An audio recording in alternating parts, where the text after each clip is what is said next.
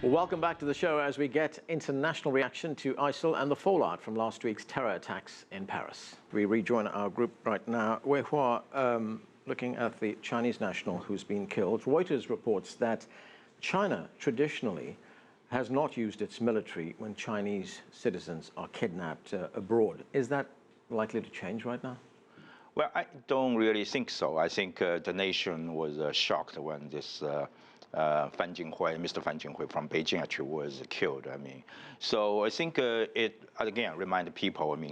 Used to they see involve people from other countries. Now it's a Chinese national, and so it makes the fight so real. But I think the Chinese approach to this fighting terrorism is kind of somewhat different. I would say. Just to continue the earlier talk, I think I really agree with being smart while being tough. I think the Chinese President Xi Jinping already said, we'll resolutely crack down on terrorism. But I don't think, I think we should defeat terrorists, using military power, but I think we should also pay attention to say how to address the root cause of terrorism. You cannot wipe out the ideology with bombs. Well, China has been the victim of terrorism itself, although your newspaper pointed out that there's a bit of a double standard here when it comes to acts of terrorism. Your newspaper pointed out that Western nations seems to think that it's only terrorism when their nationals and their territory is affected,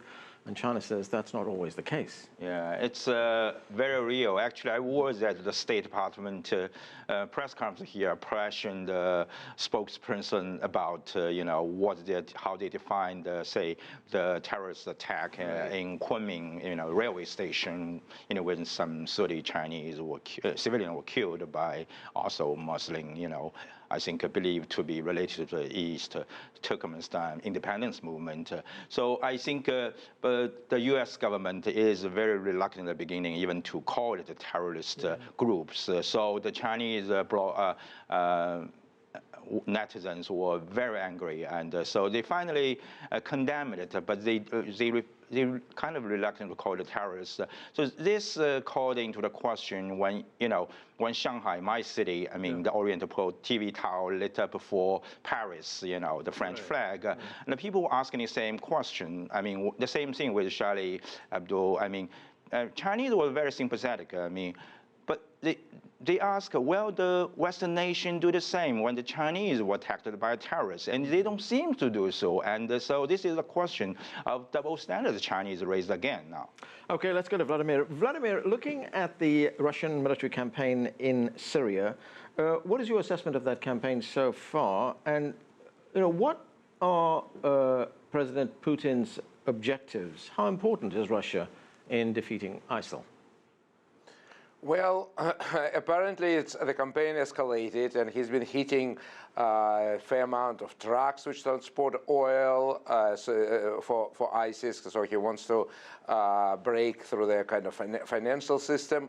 So I think he'll continue, and I think the policy which Putin, foreign policy in Middle East, which Putin follows, makes sense. What he tries to do is to have these independent countries, more or less. They're not perfect. There is no perfect countries, but they have to follow their own logic without interference.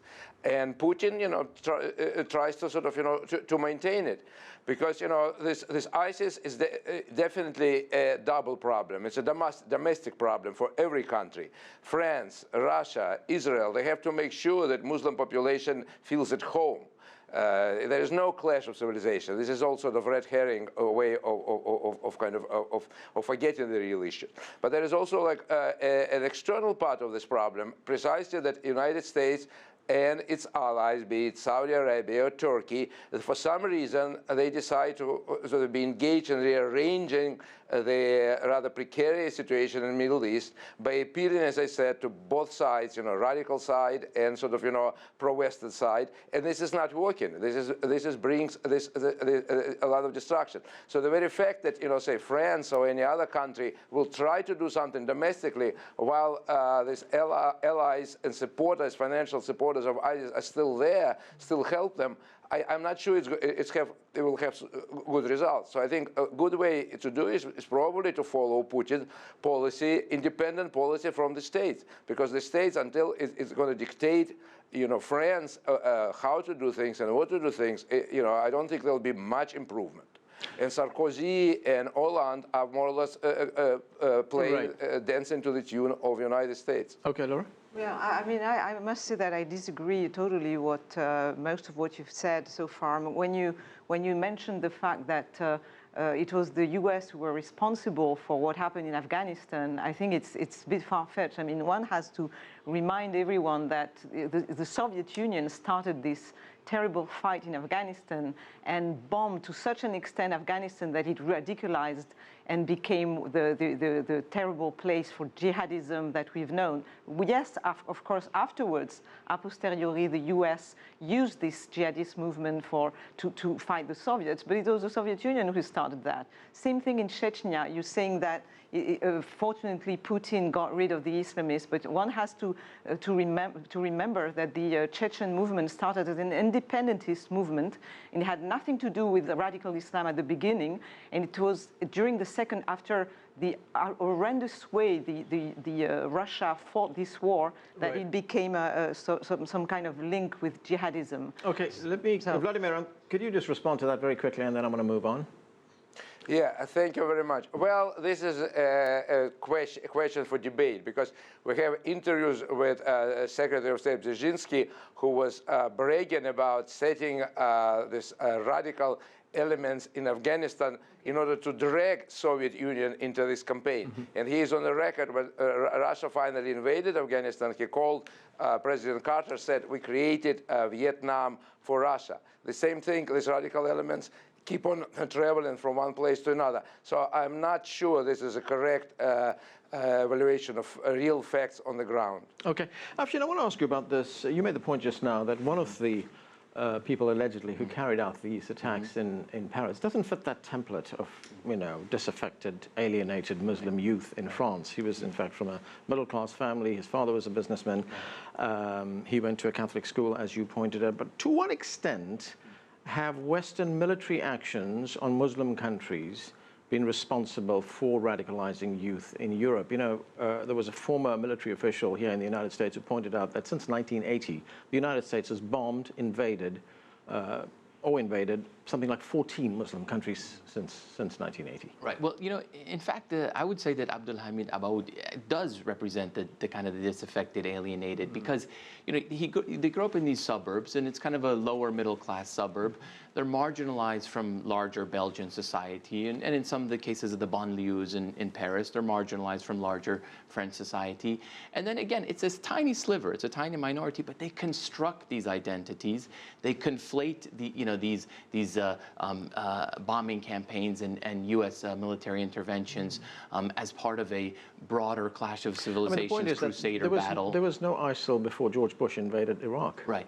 And there was also 9/11 though. Yeah, but also the President Obama's withdrawal of troops created a much more ripe environment for the rise of ISIS as well. So there were several mistakes made along the way, and I think in the case of President Obama, here's a case where the man has not met the moment.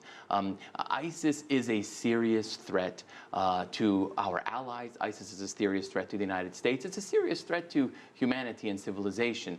And I think this is a case where the man has not met the moment, and he seems to be running away from the George W. Bush legacy rather than confronting something that he really needs to confront more seriously. You're saying that the United States should actually deploy troops in the fight against ISIS? No, I'm suggesting that the United States needs to be a leader in building a coalition towards the fight against ISIS. It's not a matter of throwing 50,000 troops on the ground a la Iraq anymore. I mean, there are allies willing to participate in this fight. France, the Gulf states. I think what we saw in the defeat of al-Qaeda in Iraq, in which you saw a coalition of Sunni tribes, as well as, yes, some U.S. ground troops. And it doesn't have to be U.S. ground troops. It can be French. It can be coalition. It can be NATO. But there is going to be some level of ground troops combined with Sunni tribal awakening of sorts again, and frankly, a resolution to the Syrian civil war. I want to stay with you for just one other thing. Of Yes. course, you know, there's a refugee crisis from Syria.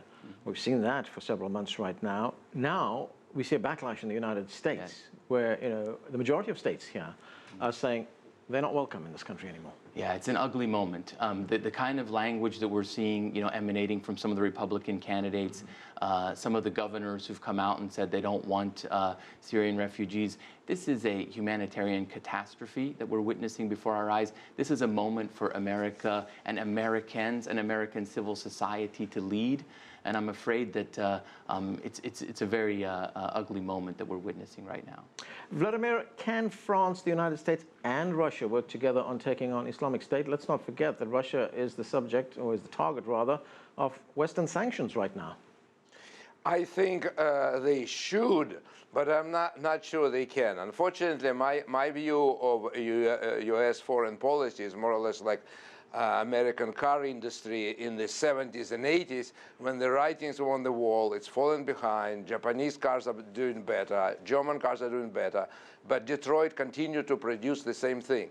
So my feeling is, until there is a very drastic change in people who man State Department, in the leadership and the government, they will still view the world from a rather skewed perspective, where the main enemy will be, say, Russia, not, you know, other places, where the enemies will be China or Iran.